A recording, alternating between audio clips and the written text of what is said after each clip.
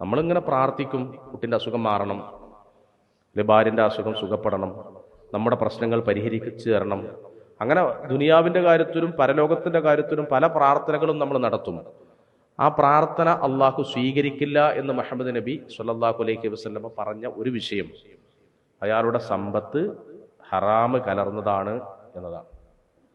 ഒരാള് ജടകുത്തിയ മുടിയും പൊടിപുരണ്ട ഡ്രസ്സുമായി ഇങ്ങനെ കഷ്ടപ്പെട്ട് യാത്ര ചെയ്യുന്ന ഒരു മനുഷ്യൻ, അയാൾ ആകാശലോകത്തേക്ക് കൈകുയർത്തി ഇങ്ങനെ പ്രാർത്ഥിക്കുന്നുണ്ട്, യാ അല്ലാ, അള്ളാഹിനോട്.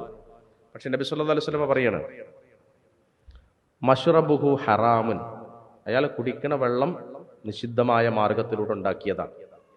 വമൽബസുഹു ഹറാമുൻ, അയാൾ ധരിച്ച വസ്ത്രം നിഷിദ്ധമായ ഹറാമിലൂടെ സമ്പാദിച്ചതാണ്. വമത്അമുഹു ഹറാമുൻ, അയാൾ കഴിക്കണ ഭക്ഷണം അതും നിഷിദ്ധമായ ഹറാമായ വഴിയിലൂടെ ഉണ്ടാക്കിയതാണ്. എന്നിട്ട് അയാൾ ഇങ്ങനെ പ്രാർത്ഥിക്കുകയാണ്, ഫഅന്നാ യുസ്തജാബു ലഹു, പിന്നെ എങ്ങനെയാണ് അയാൾക്ക് പ്രാർത്ഥനയ്ക്ക് ഉത്തരം കിട്ടുക? വഖുദിയ ബിൽ ഹറാം, അയാളുനാൽ തന്നെ ഹറാമിനാൽ രൂപപ്പെടുത്തപ്പെട്ട ഊട്ടപ്പെട്ട ഒരു ശരീരമാണ്. അപ്പൊ പ്രാർത്ഥന അല്ലാഹു സ്വീകരിക്കില്ല, നരകം അയാൾക്ക് നിർബന്ധമാകും.